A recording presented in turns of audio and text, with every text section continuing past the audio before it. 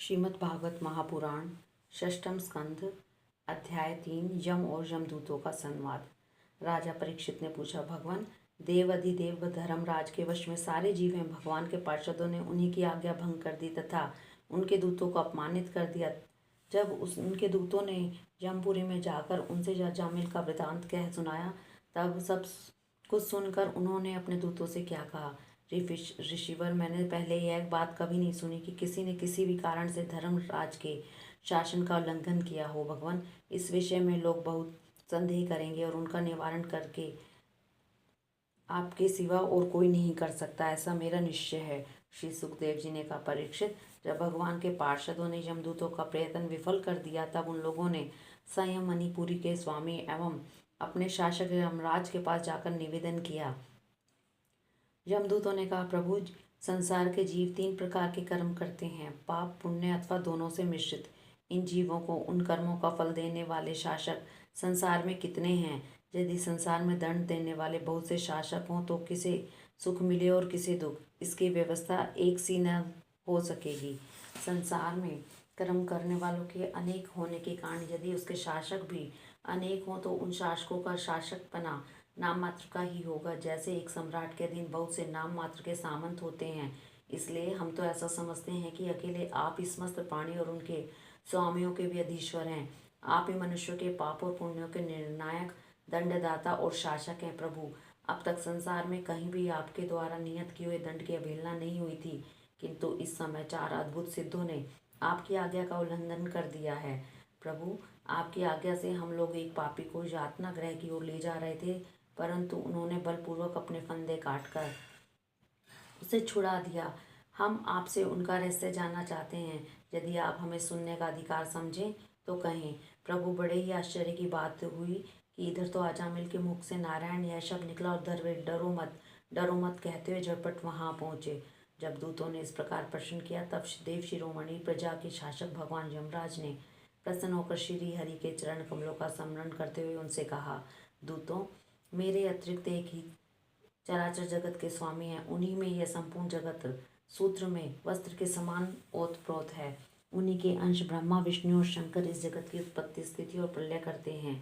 उन्हीं से इस सारे जगत को नते हुए बैल के समान अपने अधीन कर रखा है। मेरे प्यारे दूतों, जैसे किसान अपने बैलों को पहले छोटी छोटी रस्सियों में बांधकर फिर उन रस्सियों को एक बड़ी आड़ी रस्सी में बांध देते हैं, वैसे ही जगदीश्वर भगवान ने भी ब्राह्मण आदि वर्ण और ब्रह्मचार्य आदि आश्रम रूप छोटी छोटी नाम की रस्सियों में बंधकर फिर सब नामों को वेदवाणी रूप बड़ी रस्सी में बांध रखा है। इस प्रकार सारे जीव नाम एवं कर्म रूप बंधन में बंधे हुए भयभीत होकर उन्हें ही अपना सर्वस्व भेंट कर रहे हैं। दूतों, मैं इंद्र, नृतकी, वरुण, चंद्रमा, अग्नि, शंकर, वायु, सूर्य, ब्रह्मा, 12 आदित्य, विश्व देवता, 8 वसु, साध्य, 49 मरुत, सिद्ध, 11 रुद्र, रजोगुण एवं तमोगुण से रहित भृगु आदि प्रजापति और बड़े बड़े देवता सब के सब सत्व प्रधान होने पर भी उनकी माया के अधीन है तथा भगवान कब क्या किस रूप में करना चाहते हैं इस बात को नहीं जानते।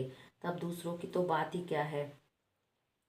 दूतों, जिस प्रकार घटपट आदि रूपवान पदार्थ अपने प्रकाशक नेत्रों को नहीं देख सकते, वैसे ही अंतःकरण में अपने साक्षी रूप में स्थित परमात्मा को कोई भी प्राणी इंद्रिय, मन, प्राण, हृदय या वाणी आदि किसी भी साधना के द्वारा नहीं जान सकता। वे प्रभु सबके स्वामी और स्वयं परम स्वतंत्र हैं। उन्हीं मायापति पुरुषोत्तम के दूत उन्हीं के समान परम मनोहर रूप, गुण और स्वभाव से संपन्न होकर इस श्लोक में प्राय विचरण किया करते हैं। विष्णु भगवान के सुर पूजित एवं परम अलौकिक पार्षदों का दर्शन बड़ा दुर्लभ है। वे भगवान के भक्त जनों को उनके शत्रुओं से, मुझसे और अग्नि आदि सब विपत्तियों से सर्वदा सुरक्षित रखते हैं। स्वयं भगवान ने ही धर्म की मर्यादा का निर्माण किया है। उसे न तो ऋषि जानते हैं, न देवता और न सिद्धगण ही। ऐसी स्थिति में मनुष्य, विद्याधर, चारण और असुर आदि तो जान ही कैसे सकते हैं। भगवान के द्वारा निर्मित भागवत धर्म परम शुद्ध और अत्यंत गोपनीय है। उसे जानना बहुत कठिन है। जो उसे जान लेता है वह भगवत स्वरूप प्राप्त हो जाता है। दूतों, भागवत धर्म का रहस्य हम 12 व्यक्ति ही जानते हैं। ब्रह्मा जी, देव ऋषि नारद, भगवान शंकर, सनत कुमार, कपिल देव, स्वयंभुव मनु, प्रहलाद जी, जनक, भीष्म पितामह, बलि, सुखदेव जी और मैं धर्मराज। इस जगत में जीवों के लिए बस यही सबसे बड़ा कर्तव्य है, परम धर्म है। वे नाम कीर्तन आदि उपायों से भगवान के चरणों में भक्ति भाव प्राप्त कर लें। प्रिय दूतों, भगवान के नाम उच्चारण की महिमा तो देखो। अजामिल जैसा पापी भी एक बार नाम उच्चारण करने मात्र से मृत्युपात से छुटकारा पा गया। भगवान के गुण लीला और नामों का भलीभांति कीर्तन मनुष्य के पापों का सर्वदा नाश कर दे, यह कोई बड़ा फल नहीं है, क्योंकि अत्यंत पापी अजामिल ने मरने के समय चंचल चित्त से अपने पुत्र का नाम नारायण उच्चारण किया। इस नामा सभा मात्र से ही उसके सारे पाप क्षीण हो गए, मुक्ति की प्राप्ति हो गई। बड़े बड़े विद्वानों की कभी वे भगवान की माया से मोहित हो जाते हैं। वे कर्मों के मीठे मीठे फलों का वर्णन करने वाली अर्थवाद रूपिणी वेदवाणी से मोहित हो जाते हैं और यज्ञ आदि बड़े बड़े कर्मों में ही संलग्न रहते हैं तथा इस सुगम अति सुगम भगवान की महिमा को नहीं जानते। यह कितने खेद की बात है प्रिय दूतों। बुद्धिमान पुरुष ऐसा विचार कर भगवान अनंत में ही संपूर्ण अंतकरण से अपना भक्तिभाव स्थापित करते हैं। वे मेरे दंड के पात्र नहीं है। पहली बात तो यह है कि वे पाप करते ही नहीं, परंतु यदि कश्चित संयोग कोई पाप हो भी जाए तो भगवान का गुणगान तत्काल उनको नष्ट कर देता है। जो समदर्शी साधु भगवान को ही अपना साध्य और साधन दोनों समझकर उन पर निर्भर है, बड़े बड़े देवता और सिद्ध उनके पवित्र चरित्रों का प्रेम से गान करते रहते हैं। मेरे दूतों, भगवान की गदा उनकी सदा रक्षा करती है। उनके पास तुम लोग कभी भूल कर भी मत फटकना। उन्हें दंड देने की सामर्थ्य न हम में है और न साक्षात काल में ही। बड़े बड़े परमहंस दिव्य रस के लोभ से संपूर्ण जगत और शरीर आदि से भी अपनी अहमता ममता हटाकर अकिंचन होकर निरंतर भगवान मुकुंद के पादारविंद का मकरंद रस पान करते रहते हैं। जो दुष्ट उस दिव्य रस से विमुख है और नरक के दरवाजे घर गृहस्थी की तृष्णा का बोझा ढो रहे हैं, उन्हीं को मेरे पास बार बार लाया करो। जिनकी जीभ भगवान के नाम और गुणों का उच्चारण नहीं करती, जिनका चित्त उनके चरणारविंदों का चिंतन नहीं करता और जिनका सिर एक बार भी भगवान श्री कृष्ण के चरणों में नहीं झुकता, उन भगवत सेवा विमुख पापियों को ही मेरे पास लाया करो। आज मेरे दूतों ने भगवान के पार्षदों का अपराध करके स्वयं भगवान का ही तिरस्कार किया है। यह मेरा ही अपराध है। पुराण पुरुष भगवान नारायण हम लोगों का यह अपराध क्षमा करें। हम अज्ञानी होने पर भी उनके निज जन और उनकी आज्ञा पाने के लिए अंजलि बांधकर सदा उत्सुक रहते हैं।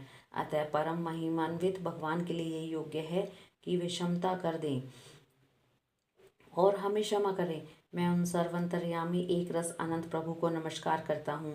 परीक्षित, इसलिए तुम ऐसा समझ लो कि बड़े से बड़े पापों का सर्वोत्तम अंतिम और पाप वासनाओं को निर्मूल कर डालने वाला प्रायश्चित यही है कि केवल भगवान के गुणों लीलाओं और नामों का कीर्तन किया जाए। इसी से संसार का कल्याण हो सकता है। जो लोग बार बार भगवान के उदार और कृपापूर्ण चरित्रों का श्रवण कीर्तन करते हैं, उनके हृदय में प्रेममयी भक्ति का उदय हो जाता है। उस भक्ति से जैसी आत्मशुद्धि होती है, वैसी अन्य व्रतों से नहीं होती। जो मनुष्य भगवान श्री कृष्ण चंद्र के चरणारविंद मकरंद रस का लोभी भ्रमर है, वह स्वयं स्वभाव से ही माया के आपात रम्य दुखद और पहले से ही छोड़े विषयों में कभी नहीं रमता। किंतु जो लोग उस दिव्य रस से विमुख हैं, कामनाओं ने जिनकी विवेक बुद्धि पर पानी फेर दिया है, वे अपने पापों का मार्जन करने के लिए पुनः प्रायश्चित रूप कर्म ही करते हैं। इससे होता यह है कि उनके कर्मों की वासना मिटती नहीं और वे फिर वैसे ही दोष कर बैठते हैं। परीक्षित, जब यमदूतों ने अपने स्वामी धर्मराज के मुख से इस प्रकार भगवान की महिमा सुनी और उसका स्मरण किया, तब उनके आश्चर्य की सीमा न रही।